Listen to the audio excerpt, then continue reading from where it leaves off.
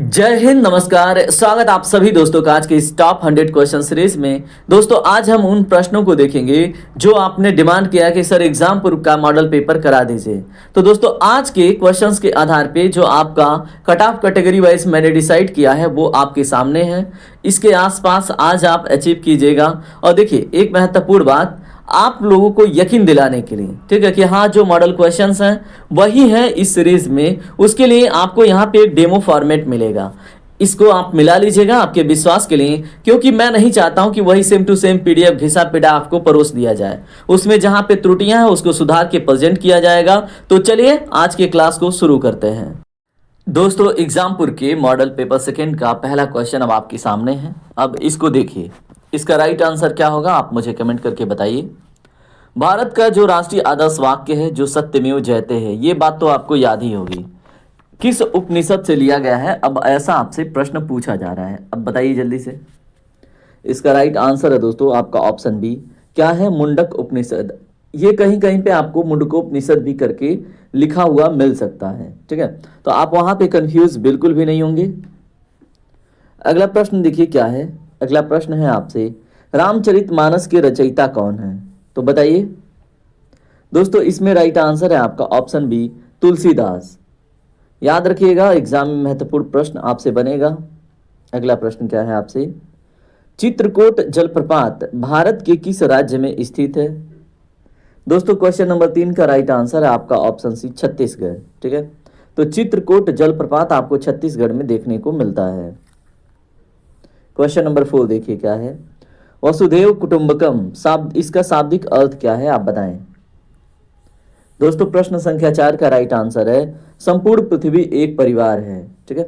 ये सभी आपके डिमांड पे लाए गए एग्जाम्पल मॉडल पेपर के क्वेश्चंस हैं, और जहां पे त्रुटियां थी उस पेपर में उसको ठीक किया गया है। जो क्वेश्चन गलत थे उनको हटा दिया गया। मीन्स की मान के चलिए 2 से 3% क्वेश्चन आपको अलग मिलेंगे, वो भी लास्ट में। अगला प्रश्न क्या है, निम्नलिखित में से एक मार्ग क्या है। तो दोस्तों दिए गए ऑप्शन में से राइट आंसर का चुनाव करें। इसका राइट आंसर है आपका ऑप्शन सी, खाद्य वस्तुओं के लिए गुणवत्ता आश्वासन मुहर, ठीक है। प्रश्न संख्या 6 देखिए क्या है आपसे। प्रश्न संख्या 6 में आपसे, भारत का सबसे लंबा नदी तंत्र रिवर सिस्टम कौन सा है। तो दोस्तों आप सभी को पता होना चाहिए गंगा, ठीक है। और भारत की सबसे लंबी नदी भी कौन सी है जो भारत में बहती है, वो है गंगा। 2525 किलोमीटर का दायरा ये कवर करती है। अगला प्रश्न देखिए क्या है आपसे प्रश्न पूछा गया है, भारत की सबसे लंबी तटीय रेखा कोस्ट लाइन किस राज्य की है। तो दोस्तों क्वेश्चन नंबर 7 का राइट आंसर है आपसे ऑप्शन सी, गुजरात का जो तटीय रेखा है, ठीक है, वो सबसे लंबा है, याद रखिएगा। चलिए क्वेश्चन संख्या 8 देखिए क्या है, भारत का सबसे ऊंचा पर्वत शिखर आपसे पूछा गया है कौन सा है। तो दोस्तों भारत का अगर पूछे, ठीक है, तो वो केटू हो जाएगा। लेकिन अगर संप्रभु भारत का पूछेगा तो कंचनजंगा। मतलब समझ पाए आप। देखिए भारत जो पाकिस्तान ऑक्युपाइड कश्मीर एरिया है उसको भी अपना हिस्सा मानता है, लेकिन वहां पे अभी भी किसका कब्जा है, पाकिस्तान का।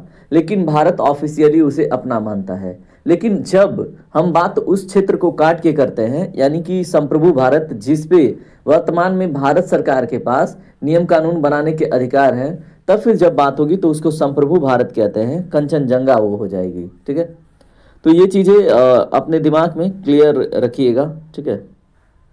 क्वेश्चन नंबर 9 देखिए क्या है आपसे, भारत में काली मिट्टी को किस नाम से जाना जाता है बताइए। इसका राइट आंसर है दोस्तों ऑप्शन बी, रेगुर मिट्टी के नाम से जानते हैं, और कपास उत्पादन के लिए बहुत बेहतर मिट्टी होती है ये। क्वेश्चन नंबर 10 देखिए क्या है, मानसून की शुरुआत भारत में सामान्यतः कहाँ से होती है।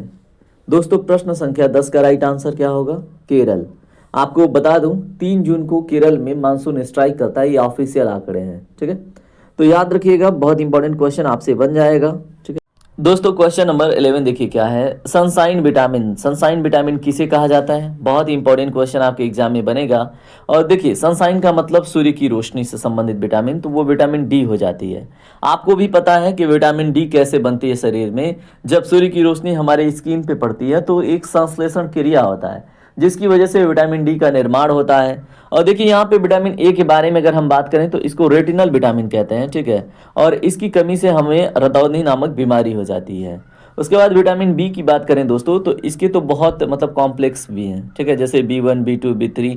तो इसमें कुछ महत्वपूर्ण चीज़ें अभी जान लीजिए, ठीक है, कि भविष्य में आपको मतलब फिर से एक दो बार दोहराएं तो आपको याद हो जाए, ठीक है, या क्लास के दौरान आपको पता चल जाए। विटामिन बी की बात करें तो विटामिन 12 की कमी अगर हो जाए आपको, ठीक है, तो यहाँ पे आपको एक बीमारी होती है पर्नीशियस इनीमिया, ठीक है, याद रखेंगे। विटामिन 12 की कमी से ये होने वाली बीमारी है जिसको हम इनीमिया कह देते हैं, ठीक है। तो एक चीज़ तो आपने जान ली विटामिन B12 के बारे में। उसके बाद अगर आपसे पूछ लिया जाए विटामिन B1 की कमी से, तो दोस्तों अगर मोस्टली मोटा मोटी बी पूछे तो बेरी बेरी आप याद रखेंगे, बेरी बेरी नाम की बीमारी हो जाती है, ठीक है। लेकिन यहाँ पे मोस्टली ये B1 की कमी से होती है बेरी बेरी, ठीक है। और इसको थायमिन विटामिन के नाम से भी हम जानते हैं। B1 को किस नाम से जानते हैं दोस्तों? थायमिन के नाम से। उसके बाद आपका आता है B3। B3 को दोस्तों हम नियासिन कहते हैं। क्या कहते हैं? नियासिन, ठीक है।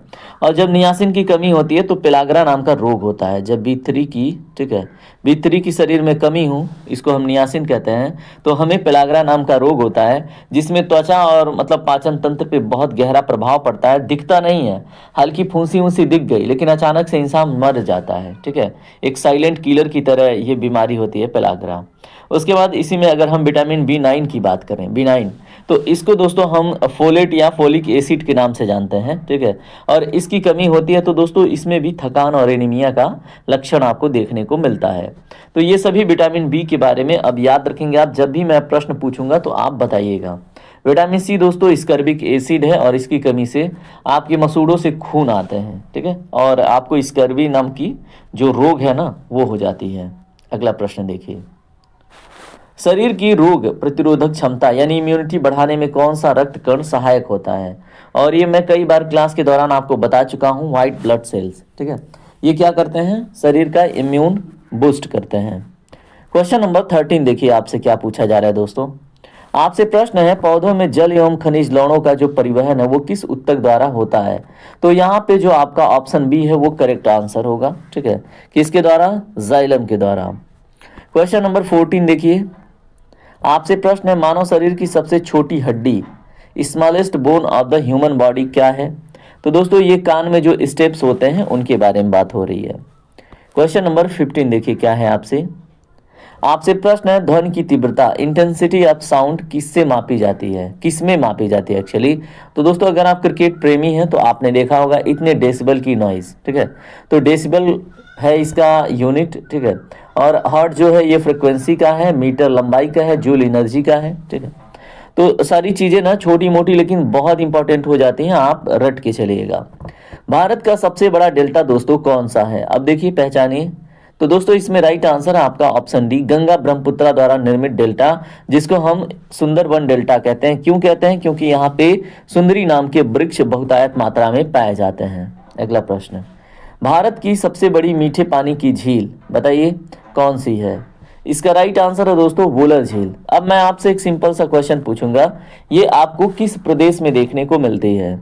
दोस्तों क्वेश्चन नंबर 18 देखिए क्या है, 4 आश्रम व्यवस्था में अंतिम आश्रम कौन सा है? तो इसमें राइट आंसर आपका ऑप्शन डी, संन्यास आश्रम, ठीक है। बाकी ये ब्रह्मचर्य जो पढ़ाई वाला है, गृहस्थ जीवन मतलब 25 के बाद का स्टार्ट है। उसके बाद गृहस्थ जीवन के बाद एक समय होता है वानप्रस्थ, मतलब जंगल को प्रस्थान करना और उसमें जाके संन्यास धारण करना। अवस्थाएं इस हिसाब से दोस्तों आपको 5 देखने को मिलेंगी, लेकिन मुख्यतः आपको 4 ही अवस्थाएं पढ़ाई जाती हैं और यहाँ पे आश्रम 4 मिलेंगे, ठीक है। तो दोनों को एक साथ मिक्स मत कीजिएगा, अवस्था के हिसाब से आश्रम डिसाइडेड है। तो जो बाल्य अवस्था है उसमें कोई आश्रम नहीं है, लेकिन बाल्य अवस्था एक है। प्राचीन वर्ण व्यवस्था की बात करें दोस्तों, उसका मूल आधार क्या था? तो यहाँ पे देखिए अगर हम प्राचीन वर्ण अवस्था में देखें तो ये कर्म जो था वो मूल आधार था। जैसे अगर आप ऋग्वेद के 10वें मंडल में जाते हैं तो वहाँ पे आपको मिलता है एक पुरुष सूक्त, ठीक है। और पुरुष सूक्त में एक विराट पुरुष का उपमा दिया गया है और उसमें बताया गया है कि उसके भुजाओं से क्षत्रिय, उदर से वैश्य और उसके मतलब कमर के नीचे से जो है वो शूद्र और जो गर्दन के ऊपर से हैं वो क्या निकल के आए? उसमें आए जो बुद्धिजीवी वर्ग था, ठीक है। अब यहाँ पे देखिए एक चीज समझने की है, जब उस टाइम पे इन चीजों को मतलब डिफाइन किया गया तो उन्हें कर्म के आधार पे कि जो जिस प्रकार का कर्म करेगा उसको उस वर्ण में हम काउंट करेंगे, ठीक है। लेकिन बाद में क्या हुआ, वो जन्मजात हो गया तो चीजें खराब हो गई थी, ठीक है। तो ये सारी बातें आपको ध्यान में रखनी होती हैं अपने एग्जाम के लिए। अगला प्रश्न क्या है, भारतीय संस्कृति में धर्म का वास्तविक अर्थ आपसे पूछ लिया जाए तो क्या है? तो दोस्तों कर्तव्य और नैतिकता ही क्या है भारतीय संस्कृति में धर्म का वास्तविक अर्थ। चलिए बात करते हैं अन्य प्रश्नों पे। क्वेश्चन नंबर 21 देखिए आपसे क्या है। सिंधु घाटी सभ्यता यानी कि इंडस वैली सिविलाइजेशन का प्रमुख नगर कौन सा था? तो बताएं, आप बताएंगे तो मुझे भी अच्छा लगेगा। राइट आंसर है ऑप्शन बी, मोहनजोदड़ो। ठीक है, क्योंकि बाकी तीनों तो उससे मेल ही नहीं खाते और इस प्रकार से तो फिर एग्जामपुर ने मॉडल पेपर तैयार किए थे। देखिए दोस्तों, जीएस फोकस का जो ओरिजिनल टेस्ट है वो आपको 36 तक मिलेगा। उसमें अगर आप देखेंगे तो आपका लेवल आपको पता चलेगा। अगर अब जो आप देख रहे हैं क्वेश्चन पेपर तो फिर इसमें आपको अलग आपका लेवल पता चलेगा। ठीक है, और मैं उस ओरिजिनल टेस्ट सीरीज को भी कंटिन्यू रखूँगा। थोड़ा सा समय का अभाव था, ठीक है, इसलिए बहुत सारी चीज़ें करनी पड़ रही थी, इसलिए इधर उधर थोड़ा टाइम चला गया। लेकिन मैं पूरा कोशिश करूंगा कि आपके एग्ज़ाम से पहले रोजगार विद अंकित का, उसके बाद एग्जामपुर का और जीएस फोकस का सारे टेस्ट कंप्लीट कराऊं। उसके साथ साथ आपके जो रिक्वायर्ड मतलब टॉपिक वाइज मैराथन है वो भी लेके आऊँ। ठीक है, तो ये सारी कोशिश मेरे तरफ से है, तो आपकी तरफ से छोटी छोटी कोशिशें हैं। लाइक करना, शेयर करना, सब्सक्राइब करके फैमिली का पार्ट बनना, कमेंट करके हिम्मत बढ़ाना। ठीक है, तो यही सब छोटी छोटी चीज़ें आपको करनी होती है। बाकी आपके करंट अफेयर मैराथन का सीरीज चल ही रहा है, वो भी मैं आपके एग्जाम से 10 दिन पहले एकदम अच्छे से कंप्लीट करा दूंगा। संपूर्ण करंट अफेयर अगर आपने जीएस फोकस फैमिली से कंप्लीट कर लिया तो आपको एग्जाम में प्रॉब्लम नहीं होगी। करंट अफेयर का 80% हिस्सा आप कर लेंगे। ठीक है, अब चलिए इतनी सब बातों के बाद एक क्वेश्चन देखिए। प्रसिद्ध सूफी संत शेख सलीम चिश्ती की दरगाह कहाँ पर स्थित है? ऐसा आपसे प्रश्न बने तो दोस्तों फतेहपुर सिकरी में। ठीक है, क्वेश्चन नंबर 23 देखिए क्या है। भारतीय राष्ट्रीय कांग्रेस की स्थापना कब हुई? तो दोस्तों क्वेश्चन नंबर 23 का राइट आंसर क्या है? 1885, ऑप्शन ए करेक्ट है। पूछ ले किसके द्वारा हुई? तो दोस्तों एओ ह्यूम, जो एक सिविल सर्वेंट था। ठीक है, मतलब रिटायर्ड सिविल सर्वेंट था अंग्रेजों का। उसके बाद इसके प्रथम अध्यक्ष पूछ ले तो दोस्तों आप याद रखेंगे उनका नाम व्योमेश चंद्र बनर्जी जी थे। उसके बाद अगर आपसे पूछ ले कि प्रथम मुस्लिम अध्यक्ष कौन था कांग्रेस का, तो उनका नाम बदरुद्दीन तैयब था। अगर प्रथम महिला पूछ ले तो दोस्तों प्रथम महिला एनी बेसेंट थी। और अगर प्रथम भारतीय महिला पूछ ले तो सरोजनी नायडू थी। ठीक है, अब इतनी जानकारी जब आपको हो जाती है ना प्रथम प्रथम, तो आप बहुत ज़्यादा भटकते नहीं हैं। तो यहाँ पे आपको 100 क्वेश्चन के साथ 300 प्रश्न लगभग मिल जाएंगे। ठीक है, इसलिए जीएस फोकस फैमिली से बेस्ट टेस्ट एनालिसिस आपको कहीं मिलेगा नहीं। ठीक है, मतलब ये जहाँ तक मुझे लग रहा है अभी, क्योंकि मैंने भी देखा है सर लोगों को, तो वो क्वेश्चन केवल करा देते हैं। अगर आप लोगों को भी वैसा चाहिए तो आप बता दीजिएगा, टाइप कर दीजिएगा क्वेश्चन। ठीक है, नहीं तो जैसा है अगर आप बोल देंगे कि ऐसा ही चाहिए सर, तो फिर वो मेरे लिए और अच्छी बात होगी। ठीक है, फिर मैं अपने कंफर्ट जोन में आप लोग को पढ़ा पाऊंगा। महात्मा गांधी को भिखारी के वेश में महान आत्मा किसने कहा था? बताइए। क्वेश्चन नंबर 24 अगर आपसे पूछ लिया जाए तो रविन्द्रनाथ टैगोर जी। ठीक है, और यहाँ पे एक चीज़ और बता दूं, महात्मा गांधी को अगर आपसे प्रश्न बने कि महात्मा किसने कहा था, तो दोस्तों रविन्द्रनाथ टैगोर ने ही कहा था। और अगर आपसे प्रश्न पूछ ले कि रविन्द्रनाथ टैगोर को गुरु रविन्द्रनाथ टैगोर किसने कहा, तो दोस्तों गुरु की उपाधि महात्मा गांधी जी ने इनको दी थी। ठीक है, तो ये भी चीज़ें आप याद रखेंगे। सुभाष चंद्र बोस ने इनको क्या कहा था? तो दोस्तों सुभाष चंद्र बोस ने ही महात्मा गांधी को राष्ट्रपिता कहा था। ठीक है, तो ये सारी बातें अगर हमें पता रहती है ना तो एग्जाम में प्रश्न आते हैं तो बड़ी कॉन्फिडेंस से कर जाते हैं हम।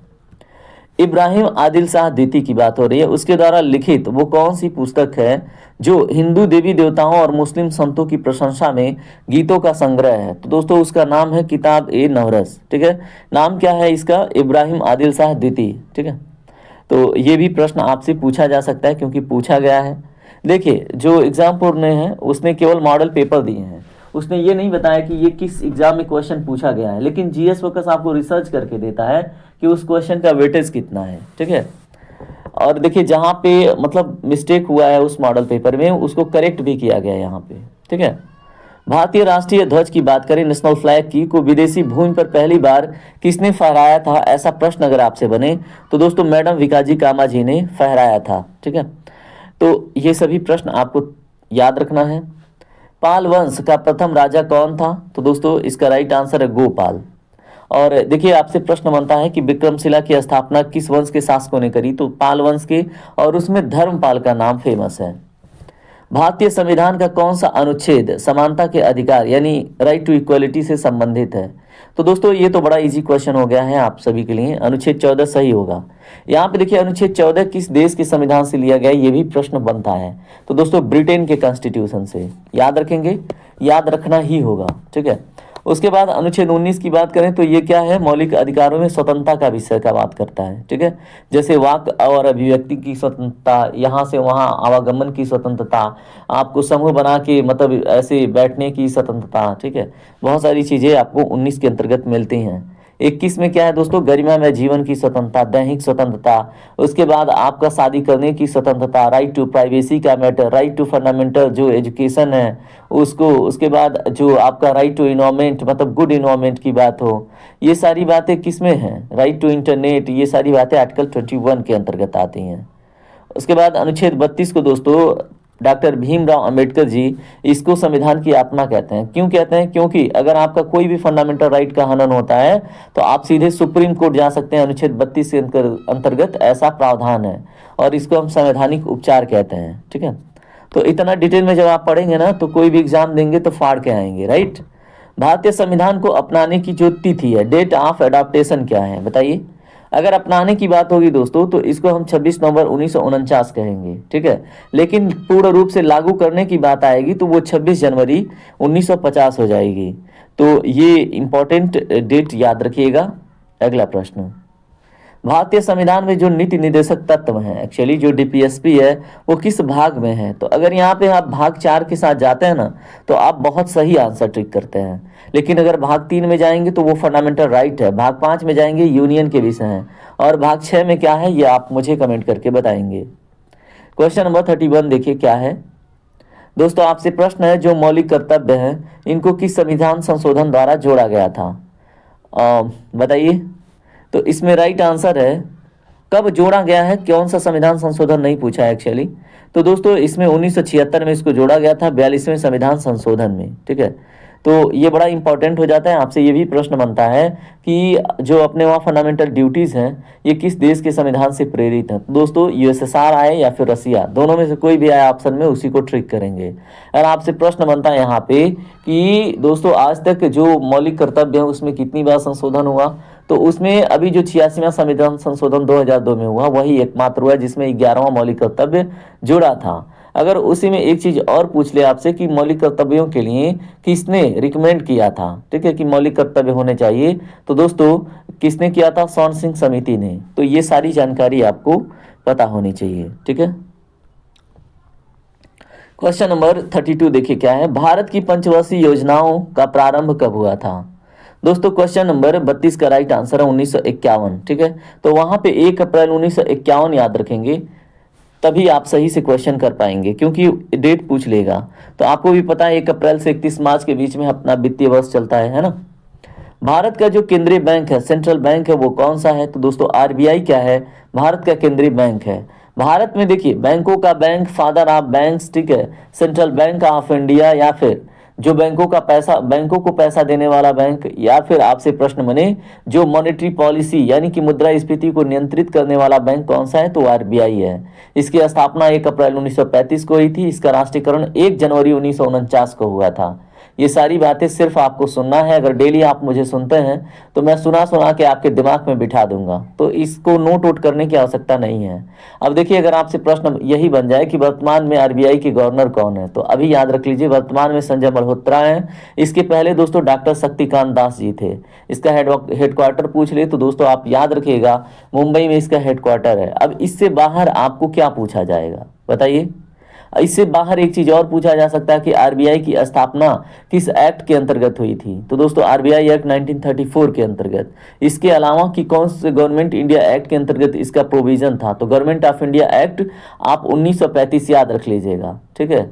अब बताइए इतना कुछ जब आप जान जाते हैं तो फिर क्या बचता है किसी टॉपिक में, जो जितना महत्वपूर्ण था आपने जान लिया। इसके अलावा एक प्रश्न और बन जाएगा जो बेसिक है, जैसे आरबीआई की स्थापना के लिए रिकमेंडेशन किसने दिया था, तो दोस्तों यंग कमीशन ने, ठीक है। बस चलिए अब अगला प्रश्न देखिए, मतलब आपको इतना अच्छा सब कुछ रिवाइज कराया जाता है यहाँ पे। भारत की अर्थव्यवस्था इंडियन इकोनॉमी किस प्रकार की है, तो दोस्तों बताइए। क्वेश्चन नंबर 34 का राइट आंसर क्या होगा। क्वेश्चन नंबर 34 का राइट आंसर है दोस्तों आपका मिक्स्ड इकोनॉमी।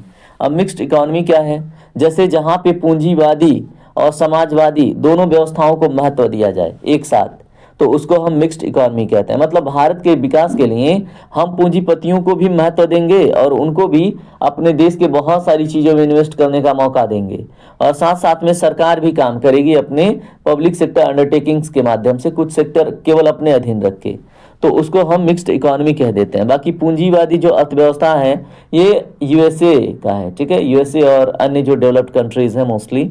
उसके बाद जो समाजवादी व्यवस्था है ये रसिया, चीन, इन सब की अर्थव्यवस्था है, ठीक है। तो सारी चीज़ें आप याद रखिएगा। चलिए बात करते हैं क्वेश्चन नंबर 35 के ऊपर। आपसे अगला प्रश्न है, सकल घरेलू उत्पाद मुख्य रूप से क्या दर्शाता है? क्वेश्चन नंबर 35 का राइट आंसर है दोस्तों ऑप्शन बी, देश का कुल उत्पादन। और उसमें भी एक चीज याद रखेंगे, एक वित्तीय वर्ष के दौरान अपने देश के सीमा के भीतर, ठीक है, उत्पादित सभी अंतिम वस्तुओं और सेवाओं के मूल्य को जीडीपी कहते हैं। और यहाँ पे ये भी बात ध्यान रखने की है, जीडीपी की गणना में दोस्तों हम ये नहीं देखते हैं कि कोई विदेश की कंपनी आके की है या फिर कोई विदेश का एम्प्लॉय, हम सिर्फ ये देखते हैं कि वो हमारे भारत की सीमा के अंतर्गत हुआ है कार्य या नहीं, ठीक है। और जब हम जीएनपी देखते हैं तो दोस्तों जीएनपी में हम ये देखते हैं कि भारत के लोगों के द्वारा जो पूरे विश्व में घूम घूम के सर्विस दी गई है या वस्तु निर्मित करके बेची गई है या फिर कहीं पे जॉब कर किया गया है, तब फिर हम जीएनपी के मामले में देखते हैं, ठीक है। तो इकोनॉमिक्स में जीडीपी और जीएनपी नाम के दो कॉन्सेप्ट होते हैं, वो चीज़ आपने यहाँ पे समझ ली। अगर आप मतलब थोड़े बहुत इकोनॉमी जानते हैं तो आपको अच्छे से समझ में आ गया होगा। अगला प्रश्न देखिए क्या है, मुद्रास्फीति का सामान्य तात्पर्य क्या है? एकदम बिल्कुल सामान्य तात्पर्य क्या है? तो दोस्तों देखिए, मैं बिल्कुल सरल भाषा में बताऊं तो महंगाई को ही हम क्या कहते हैं? मुद्रास्फीति कहते हैं। लेकिन यहाँ पे क्या है, कीमतों में निरंतर वृद्धि को यहाँ पे क्या कह देते हैं? मुद्रास्फीति, ठीक है। मुद्रास्फीति में दोस्तों आपसे प्रश्न बनता है कि किसकी कीमत बढ़ जाती है? तो दोस्तों वस्तुओं की कीमत बढ़ जाती है और पैसे की कीमत घट जाती है, ठीक है। भारतीय शास्त्रीय नृत्य की कथकली की बात करें, ये किस राज्य से संबंधित है? दोस्तों राइट आंसर इसमें होगा आपका केरल, ठीक है। दोस्तों इसी में अगर तमिलनाडु का पूछ लिया जाए तो भरतनाट्यम है, कर्नाटक का यक्षगान है, उड़ीसा का उड़ीसी है, ठीक है। सब याद रखिएगा, सब कुछ पूछा जाएगा आपसे। अगला प्रश्न क्या है देखिए, यज्ञ की जो परंपरा है मुख्य रूप से किस सभ्यता से जुड़ी है? तो दोस्तों ये वैदिक सभ्यता से जुड़ी है। आप लोगों की जानकारी के लिए बता दूं, 4 वेद हैं अपने पास, ठीक है। चारों वेदों में एक वेद है यजुर्वेद। यजुर्वेद में आपको कर्मकांड देखने को मिलता है, यज्ञ हवन की प्रक्रिया देखने को मिलती है। तो ये भी बात आप याद रख लेंगे तो एग्जाम में अच्छे से करके आएंगे, ठीक है।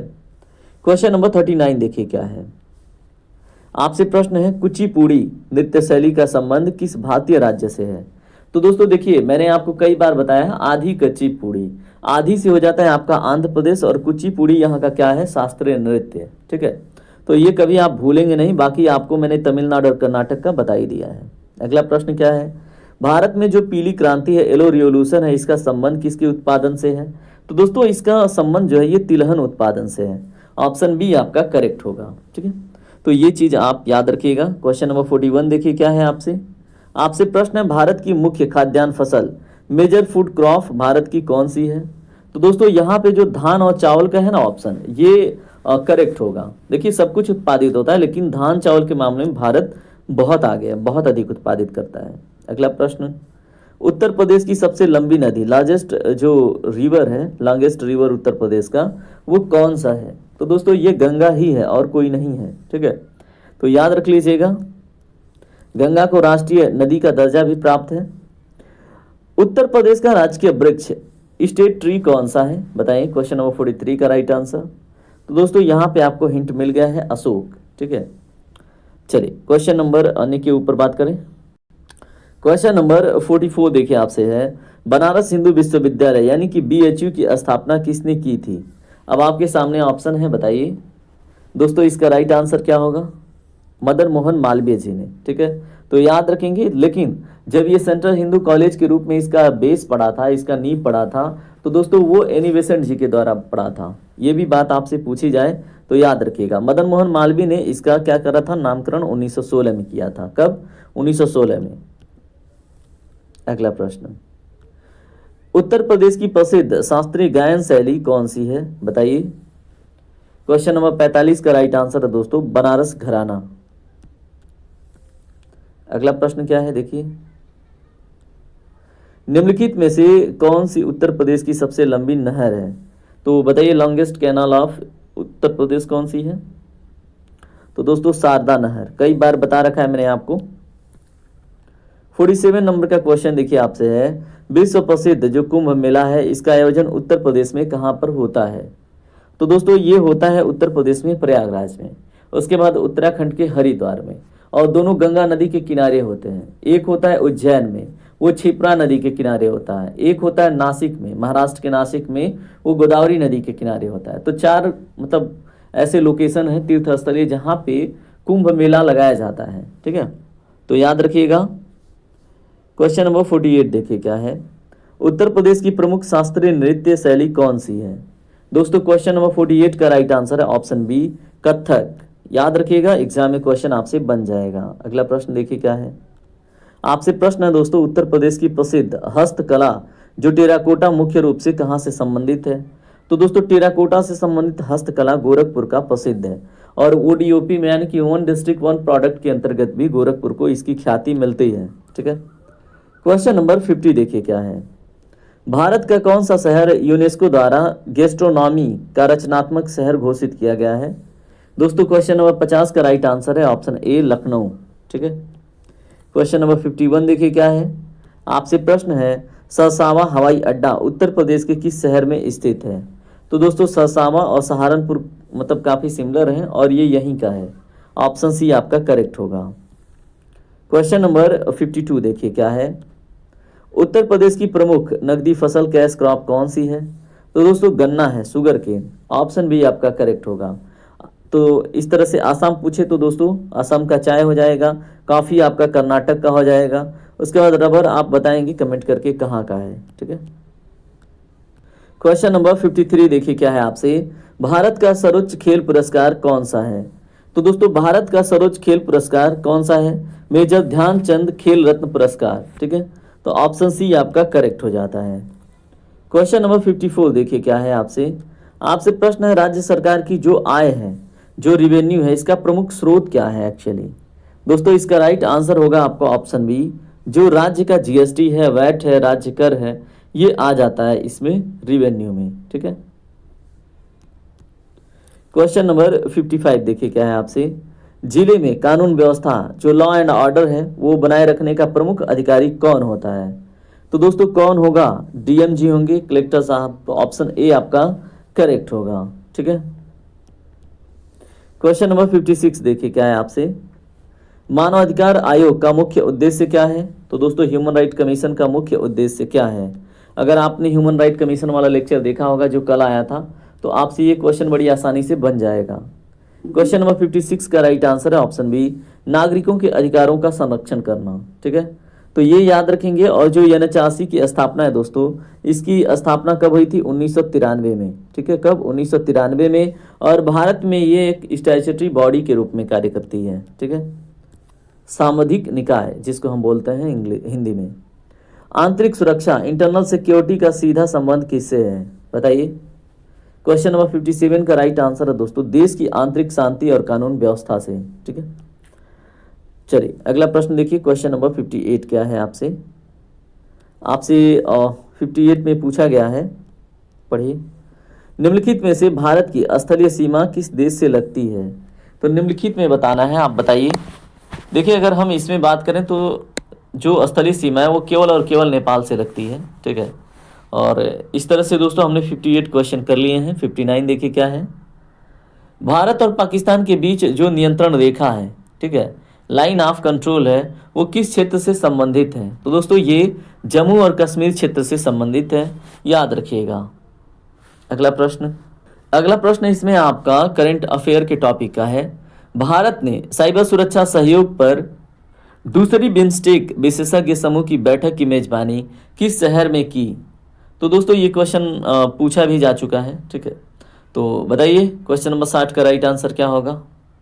इसका राइट आंसर है आपका नई दिल्ली, ठीक है, और 21 जनवरी 2025 को ये आयोजित हुआ था। कब? 21 जनवरी 2025 को। अगले प्रश्न के ऊपर बात करते हैं, क्वेश्चन नंबर 61 देखिए, रणजी ट्रॉफी 2025-26 का खिताब किस क्रिकेट टीम ने जीता है? तो दोस्तों इसका राइट आंसर है ऑप्शन डी, जम्मू और कश्मीर ने। ठीक है, क्वेश्चन नंबर आप देखिए क्या है 62, जो यूनाइटेड नेशंस है, ठीक है, संयुक्त राष्ट्र है, इनका मुख्यालय कहाँ पर स्थित है? तो दोस्तों इसका मुख्यालय आपको न्यूयॉर्क में देखने को मिलता है। और ये बड़ा ही इंपॉर्टेंट क्वेश्चन आपसे हो जाता है, न्यूयॉर्क कहाँ पे है दोस्तों? अमेरिका में। जनसंख्या घनत्व, पॉपुलेशन डेंसिटी से क्या तात्पर्य है बताइए?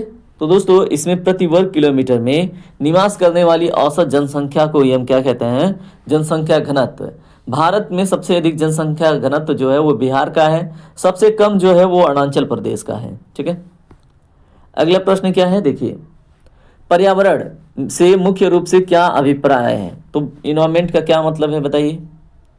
क्वेश्चन नंबर 64 का राइट आंसर है हमारे चारों ओर का समस्त प्राकृतिक और जैविक जो परिवेश है उसको इन्वायरमेंट कहते हैं। अगला प्रश्न क्या है आपसे, वायुमंडल में जो ओजोन परत है इसका मुख्य कार्य क्या है?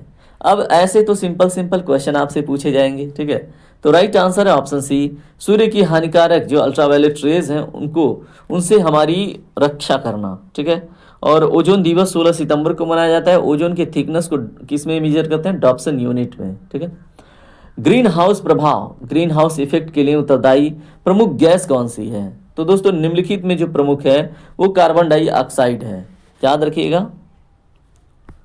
क्वेश्चन नंबर 67 देखिए क्या है, विश्व स्वास्थ्य संगठन का मुख्यालय निम्नलिखित में से किस शहर में स्थित है? Very very important question. तो दोस्तों ऑप्शन बी आपका करेक्ट होगा, जिनेवा। क्वेश्चन नंबर 68 देखिए क्या है, आपसे प्रश्न है भारत में नीति आयोग की स्थापना किस वर्ष हुई थी? क्वेश्चन नंबर 68 का राइट आंसर है दोस्तों ऑप्शन सी, कब? 1 जनवरी 2015 को। ठीक है, और इसी डेट को क्या हुआ था? रिप्लेस हुआ था प्लानिंग कमीशन। तो याद रखेंगे तो एग्जाम में प्रश्न आप करके आएंगे, नहीं तो फिर रोइएगा।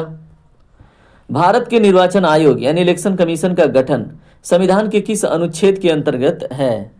तो दोस्तों मैंने अपने कई टेस्ट में बताया, अनुच्छेद 324 में, और 356 में क्या है? तो दोस्तों इसमें आपको क्या मिलता है? प्रेसिडेंट रूल मिलता है। उसके बाद 352 में राष्ट्रीय आपातकाल मिलता है, बाकी तो 368 में अमेंडमेंट मिलता है ना। चलिए अगला प्रश्न देखिए क्या है, भारत में सिनेमा के क्षेत्र का सर्वोच्च सम्मान कौन सा माना जाता है? तो दोस्तों भारत की बात हो रही है, तो इसका जो राइट आंसर है वो क्या होगा? इसका राइट आंसर है दादा साहेब फाल्के पुरस्कार। ठीक है, ऑप्शन सी आपका करेक्ट होगा। क्वेश्चन नंबर 71 देखिए क्या है, भारत में खेलों के क्षेत्र में उत्कृष्ट प्रदर्शन के लिए दिए जाने वाला अर्जुन पुरस्कार किससे संबंधित है? तो दोस्तों यहाँ पे दे दिया है खेलों से संबंधित। ठीक है, तो इनको ऐसे क्वेश्चन ऐड करने की आवश्यकता क्या थी बताइए? चलिए कोई बात नहीं, अगला प्रश्न, ऑस्ट्रेलिया की राजधानी क्या है? तो दोस्तों कैनबरा, ऑप्शन सी आपका करेक्ट होगा। क्वेश्चन नंबर 73 देखिए, किस संगठन ने उन्नत मूल प्रमाण पत्र प्रणाली यानी कि enhanced electronic certificate of origin शुरू की है? दोस्तों प्रश्न संख्या 73 का राइट आंसर क्या होगा? ये करंट अफेयर का क्वेश्चन है, तो इसमें ऑप्शन सी के साथ आप जाएंगे। ये विदेश व्यापार महानिदेशालय की पहल है। ठीक है, तो यही है जिसने उन्नत मूल प्रमाण पत्र प्रणाली शुरू की है। तो याद रखेंगे और एग्जाम में क्वेश्चन करके आएंगे, विदेश व्यापार महानिदेशालय। क्वेश्चन नंबर 74 देखिए दोस्तों क्या है आपसे, निम्नलिखित में से नवीकरणीय संसाधन कौन सा है बताइए? रिन्यूएबल रिसोर्स का मतलब, नवीकरणीय रिसोर्स का मतलब जैसे सूर्य की रोशनी हो गई, विंड एनर्जी हो गई। ठीक है, तो इसमें क्या है? सौर ऊर्जा, ऑप्शन सी आपका करेक्ट होगा। क्वेश्चन नंबर 75 क्या है, अंतर्राष्ट्रीय महिला दिवस कब मनाया जाता है? तो बताइए मेरी सारी बहनें महिलाएं। इसका राइट आंसर क्या होगा? तो दोस्तों 8 मार्च होगा। ठीक है, ऑप्शन ए आपका करेक्ट होगा। 5 जून को दोस्तों क्या मनाया जाता है? अंतर्राष्ट्रीय पर्यावरण दिवस। 14 नवंबर को क्या मनाया जाता है? कमेंट कीजिएगा। 2 अक्टूबर को महात्मा गांधी का जन्म दिवस है और इसको अहिंसा दिवस के रूप में अंतर्राष्ट्रीय स्तर पर मनाया जाता है। ठीक है, 14 नवंबर आप मुझे कमेंट करके बताएंगे। अगला प्रश्न देखिए क्या है आपसे प्रश्न पूछा गया है, परमाणु में इलेक्ट्रॉन की खोज किसने की थी? दोस्तों आपको एक ट्रिक बताता हूँ, ईंट पर नाच। ठीक है, जैसे मान लीजिए ये ईंट है, क्या है? ईंट है, ऐसे ही होता है ना, ईंट ऐसे बीच में कुछ तो बना रहता है, तो ईंट पर नाच। अब जब ईट आप बोलेंगे तो इलेक्ट्रॉन आ गया, उसके साथ ट आ रहा है लास्ट में, तो इससे क्या हो जाएगा, यहाँ पे आपको कहीं पे थॉमसन दिख रहा है, तो दोस्तों इसमें आपका ऑप्शन डी क्या हो जाएगा करेक्ट, क्वेश्चन नंबर 76 में। ठीक है, अब ईट हो गया इलेक्ट्रॉन और जे थॉमसन। ठीक है, उसके बाद जब ईट आपने देख लिया, पर आता है यानी कि प्रोटॉन, तो फिर रॉ से हो जाता है रदरफोर्ड। उसके बाद नाच से क्या हो जाता है, तो दोस्तों न्यूट्रॉन और क्या है नाच, तो दोस्तों चैडविक हो जाता है। ठीक है, तो ये सारी चीज़ें आपसे पूछी जाती हैं एग्जाम में, याद रखिएगा। क्वेश्चन नंबर 77 देखिए क्या है, आपसे आपसे प्रश्न है, न्यूक्लिक एसिड जिससे बाद में डीएनए और आरएनए की पहचान हुई, इसकी खोज किस वैज्ञानिक ने की थी। तो दोस्तों इसका राइट आंसर क्या होगा, इसका राइट आंसर है आपका ऑप्शन बी, फ्रेडरिक मीसर ने। ठीक है, तो न्यूक्लिक एसिड जिसको मतलब डीएनए और आरएनए की पहचान होती है। ठीक है, चलिए कोई बात नहीं, अब इतना जान लीजिए, इसमें थोड़ा सा गला दुख रहा है, मैं पानी पी लेता हूँ। ठीक है, क्वेश्चन नंबर 78 देखिए क्या है आपसे, प्रसिद्ध पुस्तक डिस्कवरी ऑफ इंडिया के लेखक कौन है, बताइए कमेंट करके। बड़ा इजी क्वेश्चन है, बहुत टफ नहीं है ये। ठीक है, तो जवाहरलाल नेहरू।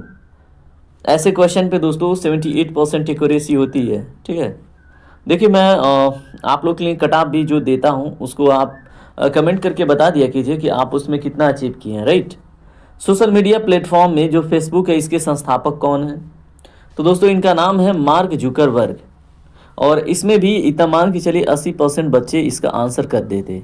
ठीक है, तो ऐसे ऐसे तो क्वेश्चन है। अगला प्रश्न, जो माइक्रो ब्लॉगिंग साइट ट्विटर है, ठीक है, तो ठीक है, ट्विटर एक्स मुख्य रूप से किस श्रेणी में आता है बताइए। तो दोस्तों ये सोशल मीडिया में आता है। ठीक है, तो ऑप्शन बी आपका करेक्ट होगा। क्वेश्चन नंबर 81 देखिए क्या है, उत्तर प्रदेश की जो मुख्यमंत्री कन्या सुमंगला योजना है ये किससे संबंधित है। तो दोस्तों जब कन्या कह दिया गया है तो किससे संबंधित रहेगा, तो महिला और बालिका कल्याण से। ठीक है, तो वुमेन एंड चाइल्ड वेलफेयर से रिलेटेड है, याद रखिएगा। अगला प्रश्न देखिए, बेटी बचाओ बेटी पढ़ाओ अभियान इसका मुख्य उद्देश्य क्या है। दोस्तों जब बेटी को हम बचाएंगे या बेटी को पढ़ाएंगे तो ये वुमेन एम्पावरमेंट हो जाएगा ना, तो ये वुमेन एम्पावरमेंट है। ठीक है, यानी कि महिला सशक्तिकरण है। अगला प्रश्न क्या है, आत्मनिर्भर भारत अभियान का मुख्य लक्ष्य क्या है। तो दोस्तों जब आत्मनिर्भर भारत कह दिया गया तो दोस्तों आत्मनिर्भर अर्थव्यवस्था ही तो होगा, आखिर और क्या ही होगा। ठीक है, तो ऑप्शन बी आपका करेक्ट हो जाएगा, है ना। मस्त मस्त क्वेश्चन बना रहे हैं एग्जामपुर वाले।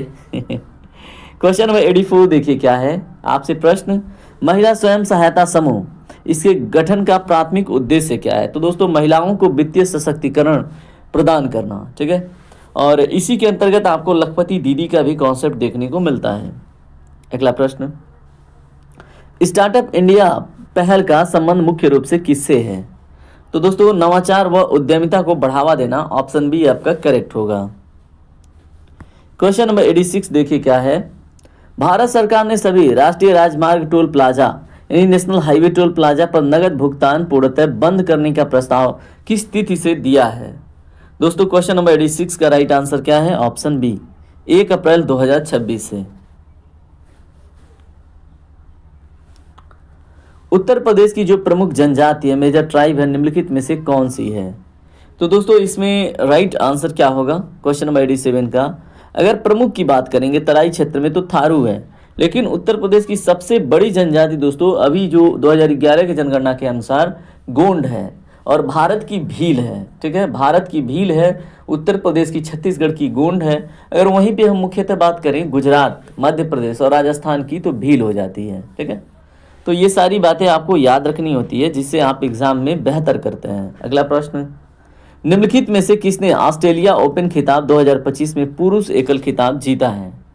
तो दोस्तों राइट आंसर क्या होगा इसमें, देखिए ट्रांसलेशन से ही आपको हिंट मिल रहा होगा, इनका नाम है जानिक सिनर। ठीक है, तो ऑप्शन ए आपका करेक्ट होगा, ये इटली के प्लेयर हैं, ये भी बात आपको याद रखनी है, जानिक सिनर।